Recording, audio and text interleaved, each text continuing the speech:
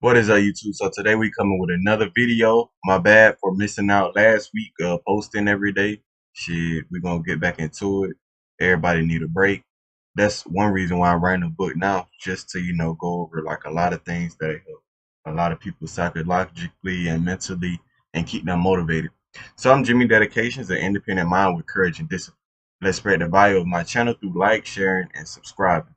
If you see value, hit the alert button as well. I post every Monday, Wednesday, Friday at 9 o'clock a.m. Instagram, Jimmy Dedications, website, lionetcore.com.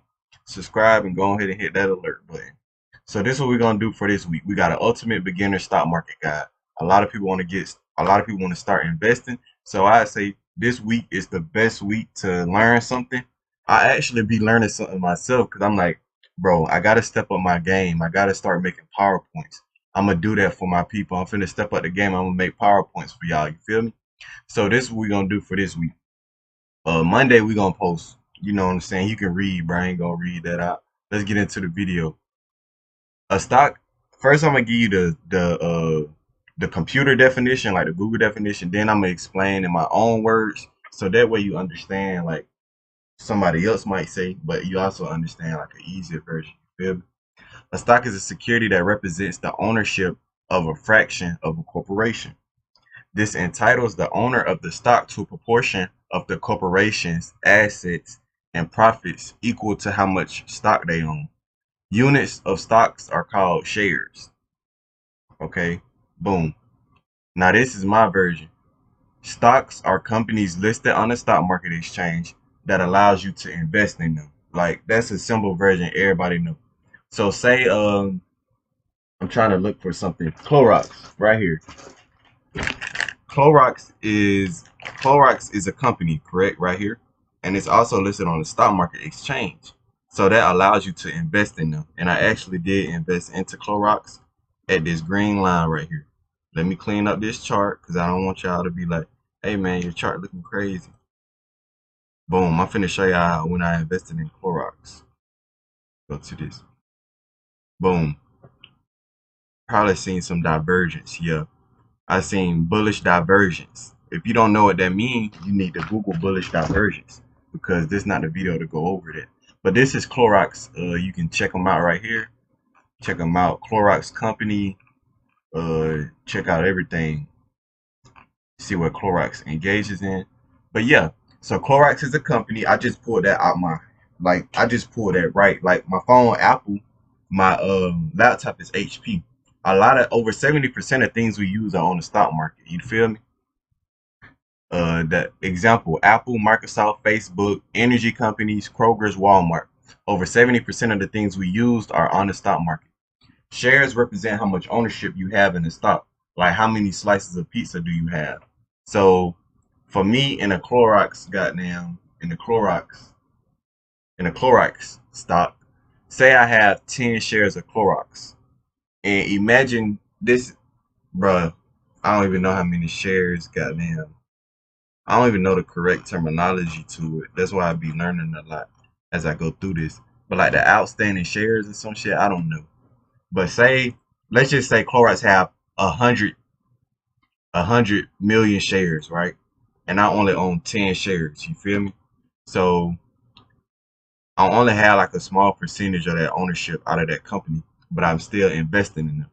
So a stock, different stocks have a different amount of shares they allow for shareholders to buy. So even though a pizza had 10 slices to simulate a stock company, each pizza gonna have a different amount of slices. You feel me? But let's get through these definitions because hopefully it is making sense. But drop a comment if not, and I'll answer it. But if it's also not making sense, write down what doesn't make sense and then go research it on your own, and you'll learn even better. So supply and demand. This is how price action works. Supply and demand, the amount of goods and services that are available for people to buy compared to the amount of goods and services that people want to buy. The more people want it, the higher the price. The less people want it, the lower the price. So we looking at Clorox. Uh, I think they had earnings, but it's not showing. Oh, here we go. Okay, perfect example. So Clorox had a bad earnings. So Clorox projected to perform at this level, and they only performed at this level, right?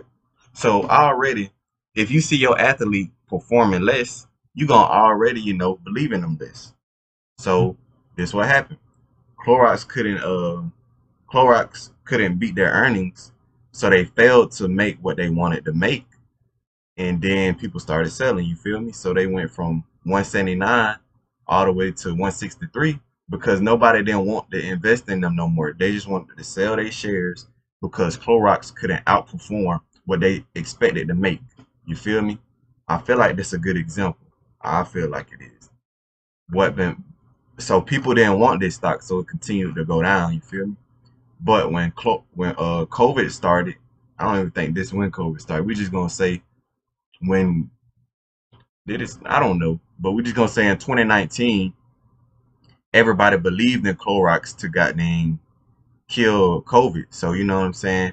It went all the way from 140 to 234, all because people wanted to invest in them because they believed that Clorox was gonna be the solution to help stop a pandemic. So you know what I'm saying? So the more the more beneficial a stock is, the more people that's gonna invest in them. So that's why a lot of people invested in them. The same way for PFE right now. Look, look at this. This thing went from 38 all the way to 51. You know what I'm saying? It's going straight up because because people believed in what they was doing and how they was working towards getting approved for the vaccine. So people believed in them. The more people that believe in your company and believe you will grow, the more people that will invest in you. And obviously, the more people invested in them that made them go up. So the stronger the demand is, the higher the price will go. The lesser the demand is, the lower the price will go. So like Baba, I don't know why nobody believed in Baba right now, but I got in Baba perfectly, boy. Perfectly. I got in at 153. 153.30. And the lowest it went was 152.80. So as soon as I brought it 153.30, guess what it did? 153.30. It went up. Man, that thing up like 12%, something like that right now. I'm like, damn, bro, I brought it perfectly. I'm talking about perfectly. That's the most perfectest buy I ever brought in the history of stocks. All right, here goes some examples that may help you understand this more. Think of pizza as a stock named Domino's, DPZ. Domino's actually has a stock on the stock market. It's called DPZ. We can look at it right now just because I like looking at charts. This is Domino's stock right now, and they were like $504. I mean, I don't see no value in them right now. Shit. In order for me to buy Domino's, I wait for it to come like to 430. It's overbought as hell too. But each slice of pizza is called a share. So if you buy one slice of pizza at $2, you own one share for $2. This should click. Like this should click. How do you know when it's the right time to invest in the stock? Technical and fundamental analysis, which we will go over Friday. How do you make money from buying shares? Imagine after you bought that pizza, the demand for it went up, and over 100 people were lined up waiting for it. As the demand for it goes up, so does the price. That's the law of supply and demand. As more people want a product, they will be more willing to purchase it at whatever price it may cost. When there's too much of a product, no one wants to buy it, then the price will go down to lure people in to buy it. Example. Now these are examples of how supply and demand work. Think of the price of phones, wood, oil, gas, prostitutes, clothes, milk, bleach, and rent. Now think of all them examples. Think of how when more people want it, how much they charge you, how they charge you more. And when less people want it, how they charge you less. I'm pretty sure you can think of all these different things right here. Like, oh, when the new iPhones come out, it's a high demand, so they charge a lot. Oh, when nobody want to buy wood, the price go down, so people start back buying it. Or when the pandemic first started, bleach price shot up because a lot of people wanted bleach to kill the bacteria. rent is going up because a lot of people buying houses. You know what I'm saying? So when the demand for things go up, uh, the price go up. But what you want to do in the stock market is you want to buy before the demand hits, before the demand come in. So if you already know Baba is a good company and it's gonna go up soon, you want to buy before the demand comes in. Because see, I brought right here. And when the demand come back in, that 153 price point I brought it gonna soon to be over 300 again. So you know what I'm saying? So you want to buy when before the demand hits. And Friday we're gonna go over some technical and fundamental analysis to help you analyze when to buy before the demand hits. But yeah, hopefully this pretty much summed it up for y'all and helped y'all out a lot. Remember, you know what I'm saying, if you found value in it, hit these buttons right here. uh be on the lookout every Monday, Wednesday, and Friday. Here's my websites if you want to hit me up and have any more questions. Peace. Appreciate y'all for watching and see y'all Wednesday.